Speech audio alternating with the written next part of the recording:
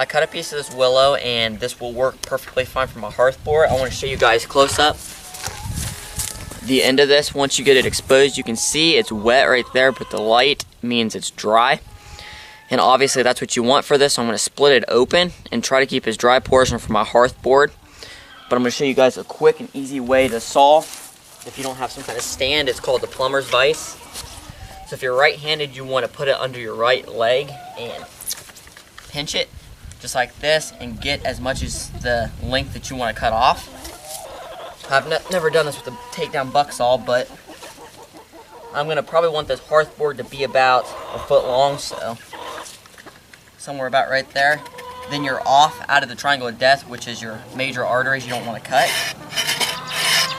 And you just saw it, but this is hopping around a little bit.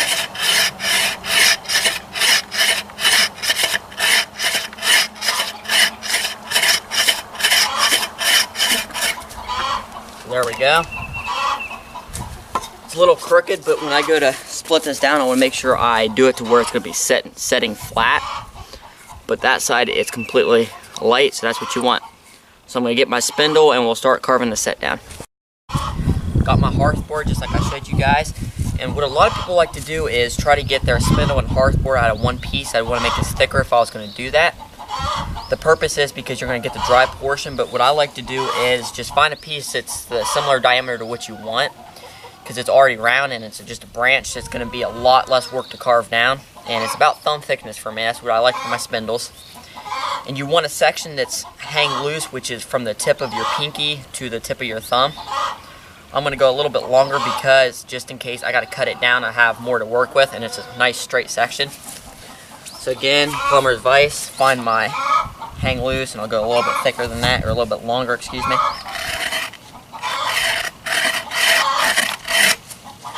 Like that section, if all goes wrong, I have more spindles in that section, but that's what I have here. I mean, it's a little crooked, which is probably going to hurt me. Now that I look at it, it is kind of crooked. Let me see if I can get another piece out of it. You just want this to be straight, because if it's crooked and you're going to bow, you're having that much room in there from it contacting with your hearth board that it's wiggling, and you're not getting all that heat in one contact point. I'm going to cut this down and see if I can get a straighter section, but either way, you want a nice straight section that's about hang loose. Here is my spindle carved out, my hearth board, my bearing block, which is just a rock, and a lot of people could be like, oh, that's cheating, but most likely if you're by a river or something, you can find a rock just like this with a divot in it. You just don't want sandstone because it's just going to break down and it will not work for you. And then I've got my bow aside. So I've carved this down, and I would actually like this to be a little bit thicker, but I don't have much option here because the material I'm working with, there isn't too many straight pieces that are straight like this, and that's still a little crooked anyways, but who cares, we'll make it work. I've got a knot towards the top, and that's going to work in my favor because I don't want the friction on the top by the bearing block, so that knot's going to help it prevent from burning too much. And on the bottom, I want all the friction down there to create the dust and eventually create the cool. So what I'm going to do is and I've carved out my hearth board. Looks like dimensional lumber in a way. That's what you want it to look like. Get a nice flat spot to make your cool on, and you'll be good to go. And I've got a flat spot on there to work for me. And one way you can tell if the material is damp or not, you can stick it up to somewhere sensitive like your cheek, and if it feels wet, then most likely, or it feels cold, most likely it's going to have a little bit of dampness to it. Same with your spindle, and I can feel the hearth board isn't too bad, but my spindle is pretty damp. But back to what I was saying is I'm going to find a spot on this board, which I already got. Then I'm going to carve one end down, which is going to be into the hearth board. I'm going to carve it down to almost a point, but keep it rounded in a way. You'll guys see what I'm talking about in a second, because you have to have it somewhere on that board for it to set, and having a little point on here is going to help it stay in there until you start to burn it in.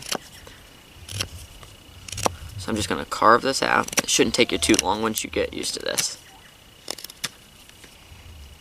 And preparation in these materials are key. Preparing and making sure you do everything right, because first time you do it, you're going to be out of energy the second time, and the more you do it, the less likely you are to get it because you're running out of energy. And say you need that fire, and I've been in an experience knife only challenge where I was so thirsty and dehydrated, if I didn't get that fire, I wasn't getting no water. And I didn't get the fire, but that's beside the point. My buddy didn't do it, but it's a good experience. So what I have here is a semi-point there, just something just like that, kind of rounded over with a point. Because when I set it in here, if I have it flat like this, that's not gonna want to burn into there. It's gonna keep slipping and everything. You want that point, and I'm gonna make a small divot to where I want on this board, and it's gonna set in there until I burn it in. So let's talk about that. I'm gonna find exactly where I want on this board, set my knife down. Since I have that point, I can kind of push down and make a little divot. This is soft enough wood to where I can see it. Then I'm gonna take my knife and kind of just use the tip, turn a little bit, just enough for that to set in there. Doesn't have to be much, and line it up, make sure everything's where you want it to be, which it appears so. Be careful when you're doing this. Just clean it out completely.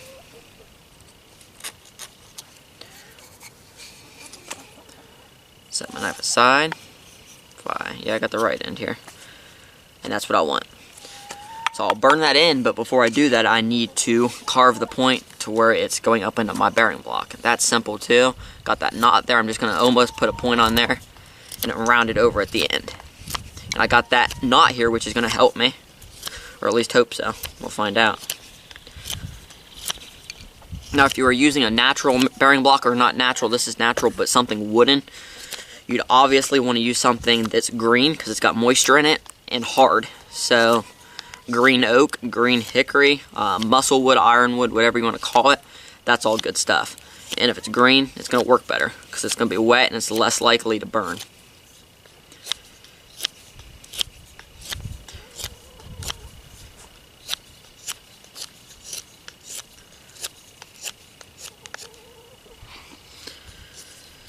Just get somewhat of a point on there. Not too sharp, because if you miss out of here, it's going straight through your hand. So something like this is going to work just fine. I'm going to clean it up a little bit. It's hard to keep it on camera here. We'll try our best. Just like that, and I'll probably take the tip here and round it over just a tad. Because if it's too sharp, I'm going to smush it down with all the weight I'm going to apply to this. And this is going to sit up here. And hopefully everything will run smoothly. We will readjust the camera and burn the sucker in. Just about ready to burn this in. You need to make sure you guys take the necessary precautions when it's wet out like this. So I've got my hearth board on top of something so it's not setting on the ground directly and absorbing moisture. I've got a piece of wood for my knee so I'm not getting wet, which would equal hypothermia if I get cold. And then I've got a piece that my boot will be setting up on top of this piece instead of the hearth board, because if I have to move down, I don't want that spot to have mud on it and be wet. Tightened up my bow drill string. I'm gonna hook it in, get my bearing block, and try to get this thing adjusted. Good, it's gonna be difficult with this piece of wood on there, but we'll make it work. I may just take that off, I don't know, we'll find out, see how it works. Get your form, go nice and slow. Keep that bow parallel to the ground.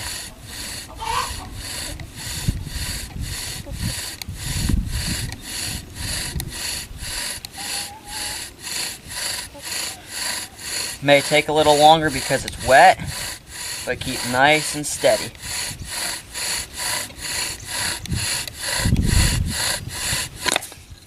Okay. What happened there was I pushed that down too much and it fell out of the bearing block. We'll fix that real quick. I won't carve it as thin this time.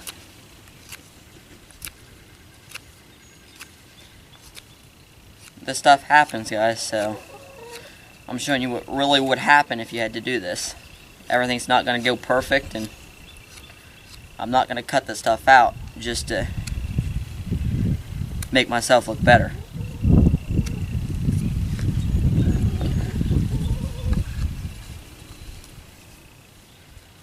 I think this piece of wood here is going to cause me a little bit of trouble because I'm not getting to put my weight directly over it because it's a little awkward. But I've got to make sure I do that so the farther down the set don't get wet.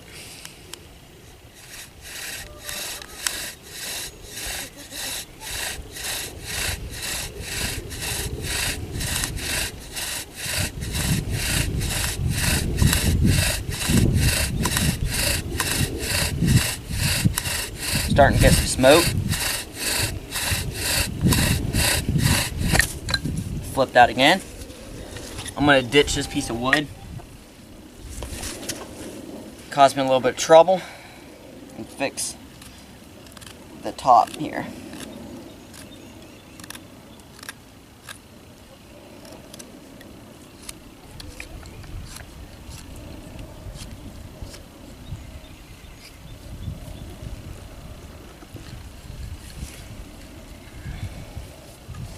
Starting to burn in, but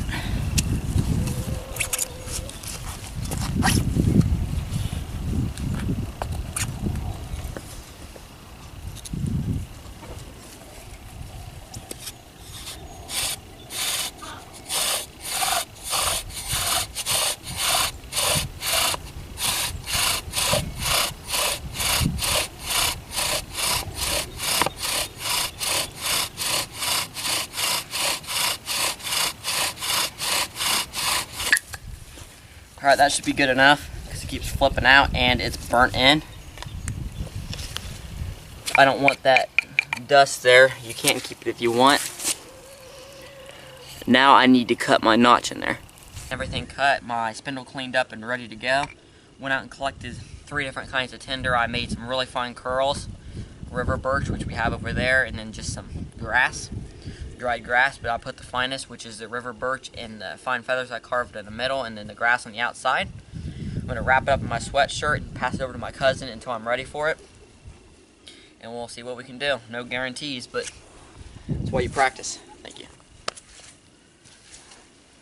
Alright, let's give it a shot. I tightened up my bow drill string. You probably see my dog in the background wandering. He's just a wanderer, I guess. I've got something under to catch my coal, which is a leaf, dried leaf, and let's give it a shot. Make sure you get nice and comfortable because I'm going to hopefully be at this for a while. Let's give it a shot.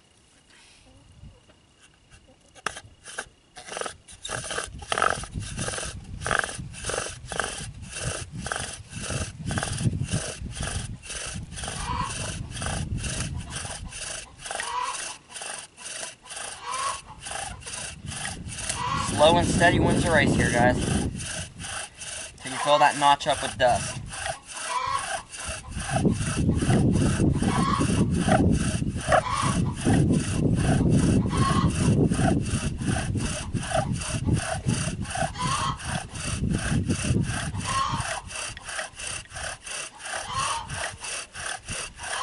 Just keep going. Once you fill it up, then speed up to heat that dust up.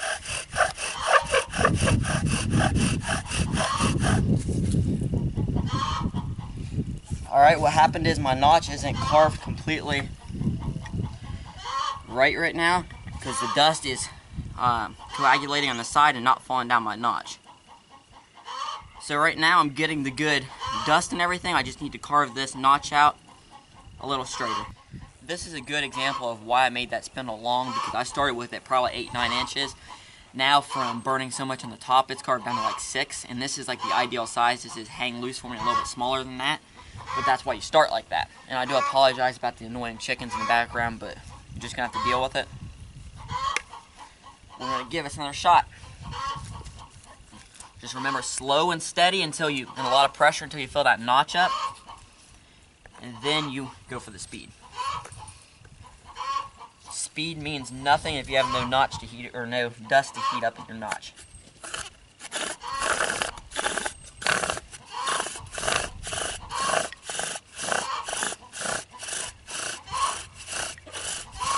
This annoying branch right here is getting on my nerve.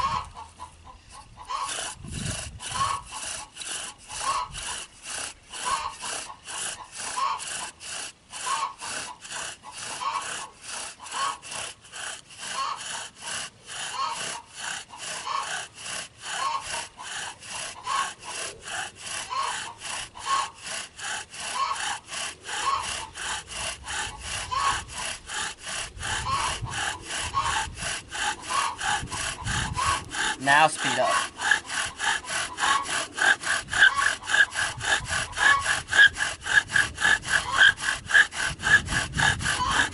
Keep going. Oh man, that thing is massive. Woo! Ooh.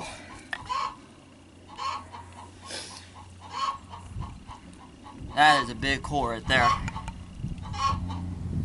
Alright.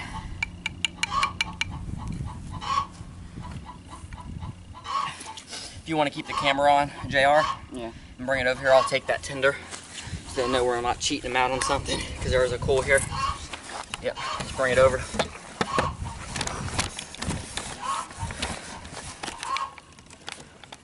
I'll just hold it. Yeah, you can just freehand it. But that's right there, guys, is what you want to see. Whew. A lot of people, what they do is they're going to get in a rush, and there's really no reason to, because you don't want to put that thing into your nest or your bird's nest until you see that cherry. There's going to be a cherry in a second. Now, this is a time that you need to make sure you have your tinder and stuff nice and processed. You really need to do it beforehand, but sometimes you can't. But that right there, that's probably one of the biggest cools I've got before. Set this aside just in case we have to use it again, which I pray to God that I don't. But you can probably see it cherry, a little bit of a cherry right now. Give it a couple more seconds, about 30 more seconds. And what you want to do is bring your tinder bundle or your bird's nest, as close to that cool as you can, because you don't want to pick this cool up and travel with it, because if you drop it, it's gone, especially on this wet, damp ground. So I'm going to bring this right down here.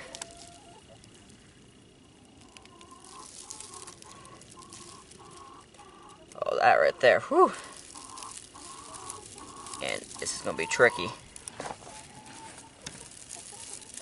Wrap it in there. Look which way that smoke's going, because that's obviously the way the wind is blowing the direction. It's blowing back this way, so I'm going to turn. Of course, now it's probably going to want to blow the other way. Bring it up, heat rises, and slowly give it air and make sure you got tinder around it.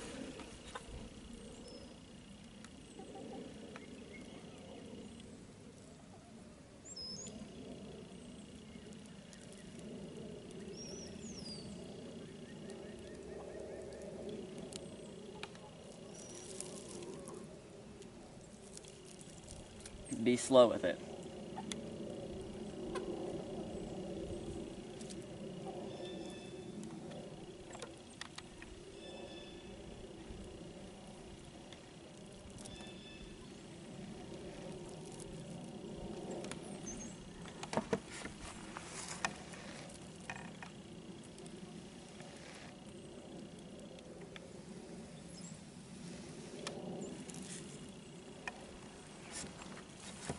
Starting to burn me, but do not drop it. Now the wind's changing direction. I'm sorry about this, Mr. Cameraman. He's changing all directions, but